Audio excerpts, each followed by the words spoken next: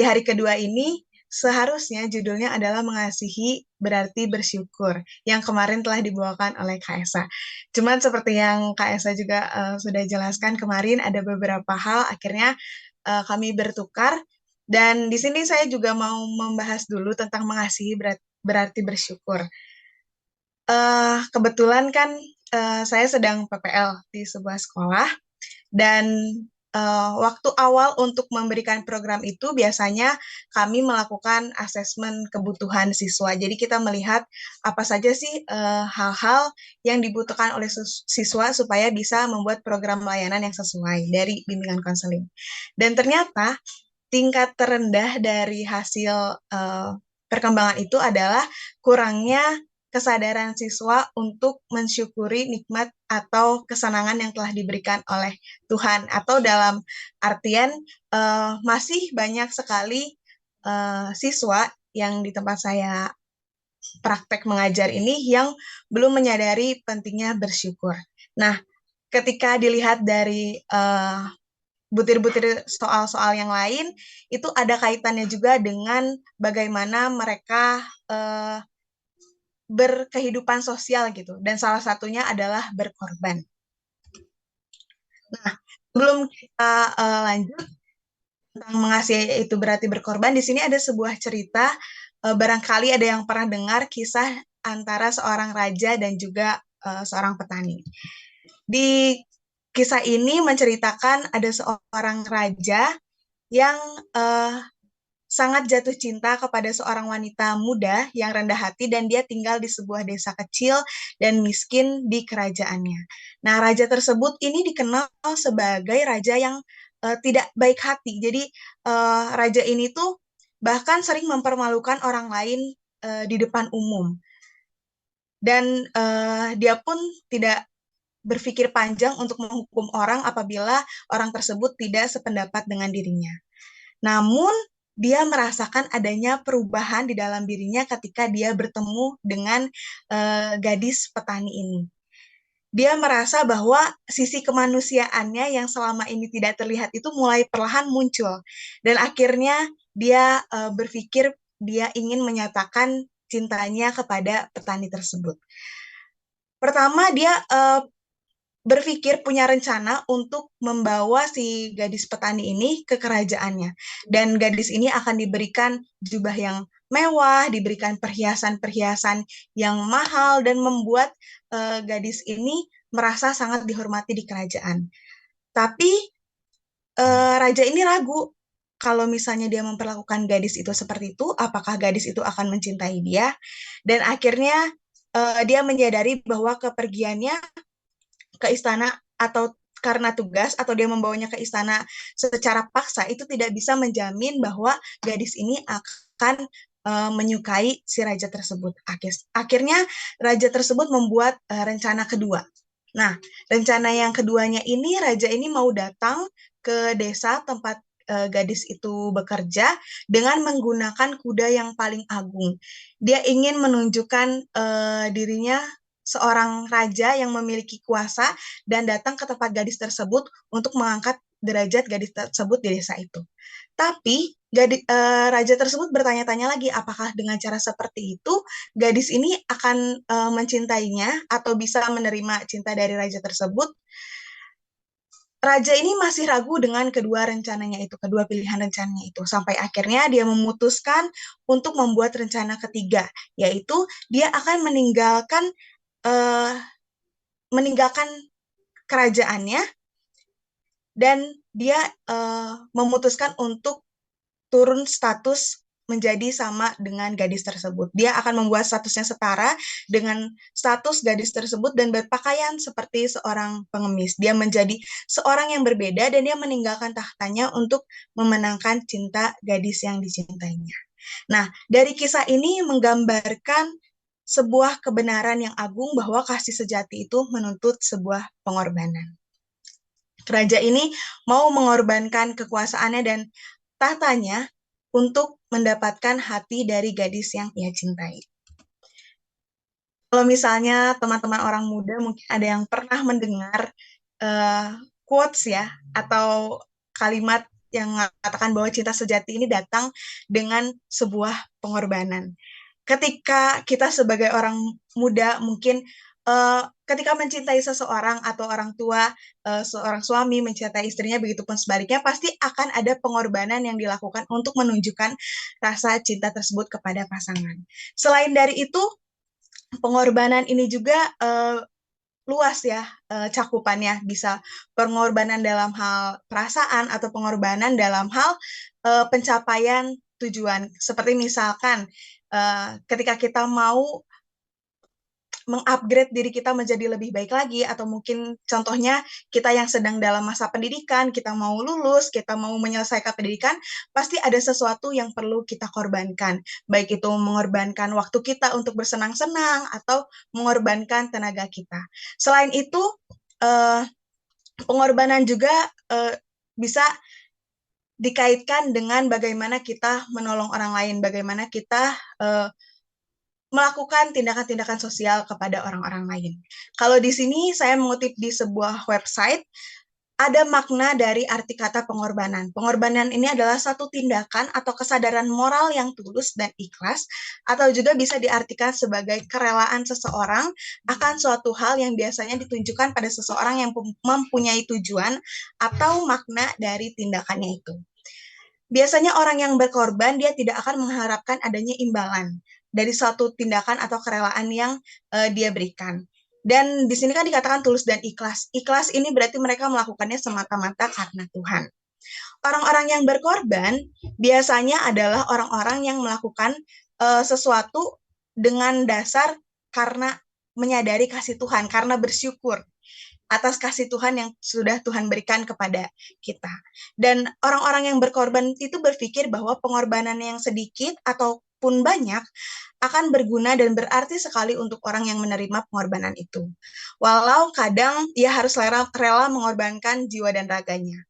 Dan pengorbanan untuk saat ini memang jarang sekali dilakukan oleh masyarakat, karena di zaman ini masyarakat hanya lebih banyak memikirkan tentang dirinya sendiri. Kalau misalnya orang-orang muda juga mungkin masih ingat tentang pelajaran sekolah Sahabat ya, jangan menjadi tamak, atau biasanya orang tamak ini adalah orang yang mendahulukan kepentingannya sendiri dan tidak mau berkorban atau merelakan kepentingannya untuk mendahulukan kepentingan orang lain. Dia tidak memikirkan orang lain, dan sebenarnya pengorbanan yang dilakukan oleh orang lain adalah perbuatan yang sangat mulia, karena dari pengorbanan itu bisa membantu seseorang untuk mengubah hidupnya menjadi lebih baik lagi. Jadi, makna dari pengorbanan itu sendiri adalah bisa membantu hidup atau masalah seseorang menjadi lebih baik. Pengorbanan yang diberikan akan sangat berharga dan berguna sekali untuk orang yang mendapat pertolongan, walau yang diberikan hanya sedikit.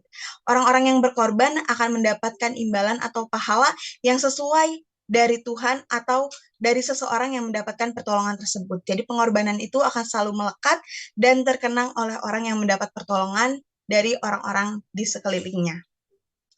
Nah, dilanjut, bagaimana sih pengorbanan yang Yesus berikan kepada kita sebagai umat manusia? Apa sih pengorbanan yang Yesus lakukan untuk menunjukkan cinta kasih-Nya?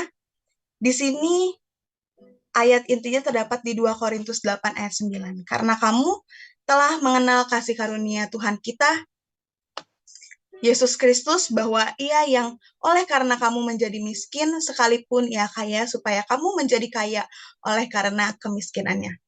Tadi sebelumnya kita sudah banyak membahasnya tentang pengorbanan ini, sangat luas cakupannya.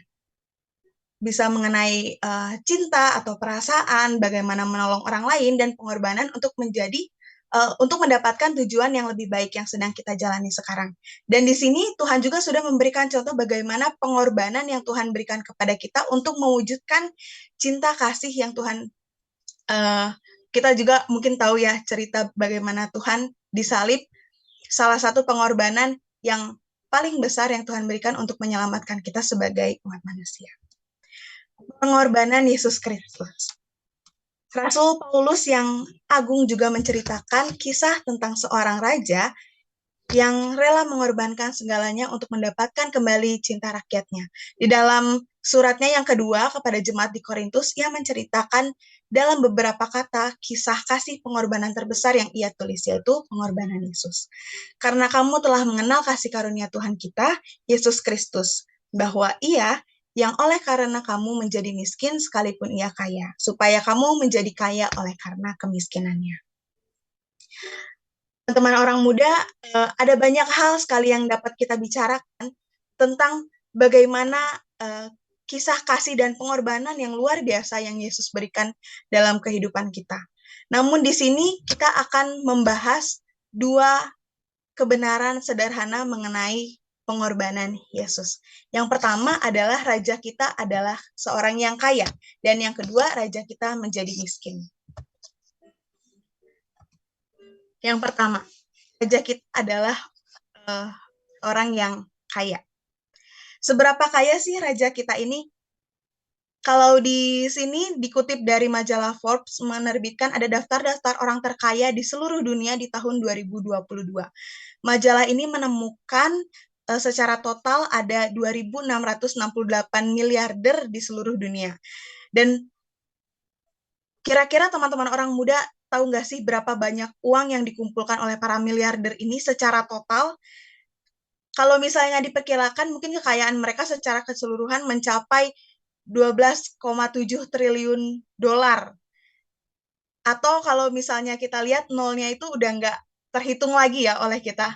Nolnya udah banyak banget di belakang angka kekayaan yang mereka miliki. Terus di sini ada beberapa orang juga yang termasuk ke dalam orang-orang terkaya di dunia. Yang pertama ada yang namanya Elon Musk. Dia memiliki kekayaan sekitar 219 miliar dolar. Kalau dirupiahkan ini jujur saya juga agak bingung bacanya gimana karena terlalu banyak angka ya. 3.361 triliun 803 miliar 300 juta rupiah kalau dirupiahkan.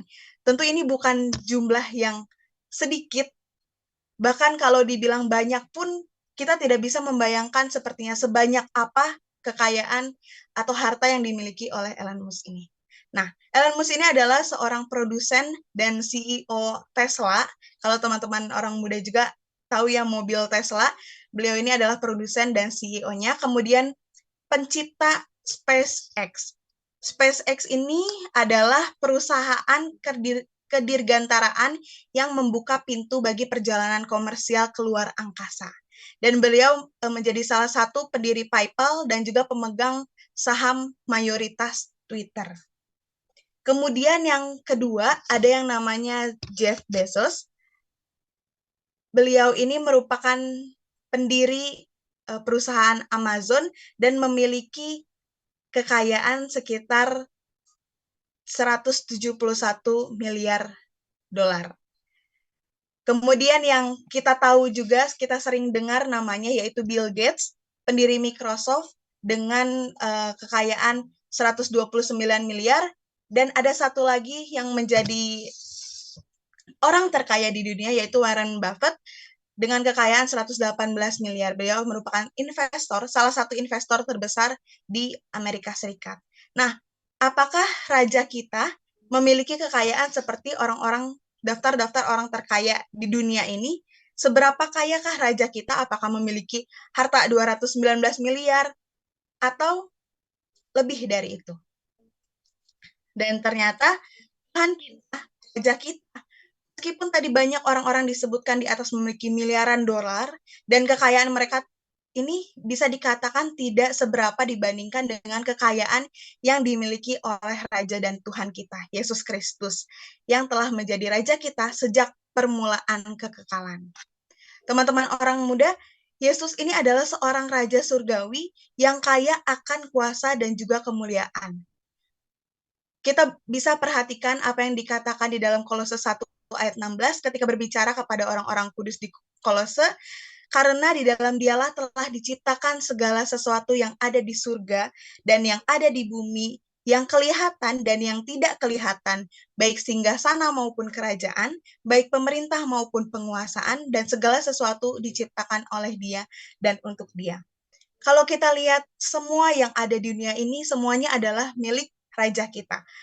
Kita melihat banyak sekali keindahan alam, gunung yang indah, tata surya, bunga-bunga, matahari, bulan, bintang, bahkan yang tidak terlihat di dalam laut pun semuanya adalah milik raja kita.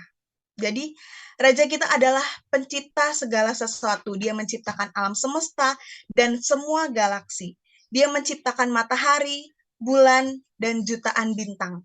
Dia menciptakan laut dan segala jenis ikannya, segala sesuatu yang kita lihat bersaksi tentang kuasa dan kemuliaan Tuhan. Raja kita, karena itulah makhluk-makhluk surgawi tidak pernah bosan untuk mengatakan bahwa anak domba yang disembelih itu layak untuk menerima kuasa dan kekayaan, dan hikmat, dan kekuatan, dan hormat, kemuliaan, serta puji-pujian. Teman-teman orang muda, Yesus Sang Raja Surgawi telah dan sedang serta akan selalu kaya akan kekuasaan, keagungan, otoritas, dan kemuliaan. Kekayaannya tidak terhitung dan sumber dayanya pun tidak terbatas. Tetapi kita masuk ke kebenaran yang kedua tadi. Kebenaran yang pertama, raja kita adalah kaya, dan kebenaran yang nomor dua, raja kita menjadi miskin. Di sini juga dikutip dari majalah Forbes, majalah yang sama, di sana masukkan daftar nama orang termiskin. Orang termiskin yang pertama di sini adalah Mary Mialuak. Mary ini dia adalah seorang ibu pengungsi, ibu tunggal yang memiliki 5 orang anak dan dia tidak bekerja. Artinya dia tidak memiliki penghasilan. Untuk menghidupi ke 5 orang anaknya ini pun dia harus melakukan usaha yang sangat besar supaya anak-anaknya dan keluarganya bisa makan. Dan yang kedua, ada seorang pria berusia 45 tahun, dia bekerja selama 10 jam per hari. Namanya Prem Bahadur, bekerja selama 10 jam per hari dengan penghasilannya $4. Kalau kita bandingkan dengan orang terkaya tadi, 219 miliar dolar dibandingkan dengan $4. 3.600 triliun dibandingkan dengan 61.500. Itu adalah perbandingan yang sangat jauh. Prem Bahadur juga tinggal di sebuah gubuk bersama istri dan juga ketiga anaknya. Tuhan adalah raja kita yang sangat kaya. Kekayaannya lebih besar daripada daftar orang-orang terkaya tadi. Dan raja kita menjadi miskin, yang di sini di pelajaran ini dikatakan lebih miskin dari orang-orang termiskin yang dikutip dalam majalah Forbes tadi. Kalau tadi kita bandingkan 219 miliar dengan $4 aja itu sudah sangat jauh. Apakah kira-kira orang-orang terkaya tersebut mau mengorbankan kekayaannya untuk menolong orang lain atau untuk kesejahteraan orang lain? Kita tidak bisa memastikan. Tetapi yang pasti Tuhan kita, Raja kita Yesus Kristus, untuk menunjukkan pengorbanannya, dia mau menjadi miskin. Di dalam Filipi 2 ayat 5-8. Hendaklah kamu dalam hidupmu bersama menaruh pikiran dan perasaan yang terdapat juga dalam Kristus Yesus. Ayat ke-6, yang walaupun dalam rupa Allah tidak menganggap kesetaraan dengan Allah itu sebagai milik yang harus dipertahankan. Ayat 7, melainkan telah mengosongkan dirinya sendiri dan mengambil rupa seorang hamba dan menjadi sama dengan manusia. Ayat ke-8, dan dalam keadaan sebagai manusia, ia telah merendahkan dirinya dan taat sampai mati, bahkan sampai mati di kayu salib. Di Filipi 2 ayat 5-8 ini menjelaskan bagaimana dan apa saja sih pengorbanan yang Yesus lakukan atau maksud dari raja kita menjadi miskin ini.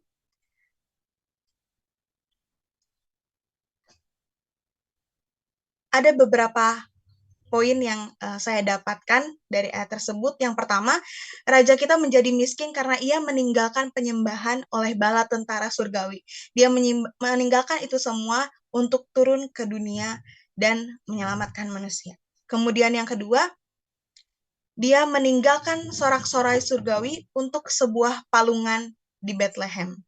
Yang ketiga, dia meninggalkan kuasa dan kemuliaan yang dia miliki dan mengenakan jubah kemiskinan. Dan yang keempat, dia menukarkan tahtanya di surga dengan kayu salib.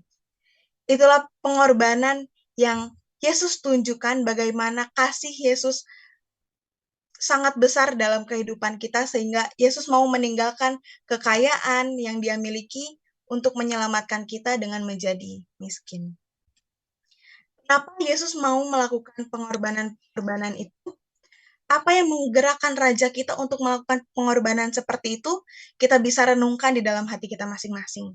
Apakah mungkin itu karena kasihnya kepada kita? Jawabannya iya. Teman-teman orang muda, Yesus Sang Raja Surgawi menjadi miskin bagi kita merupakan sumber dari cinta kasih, dan dia mengorbankan dirinya demi kesejahteraan orang-orang yang ia kasihi.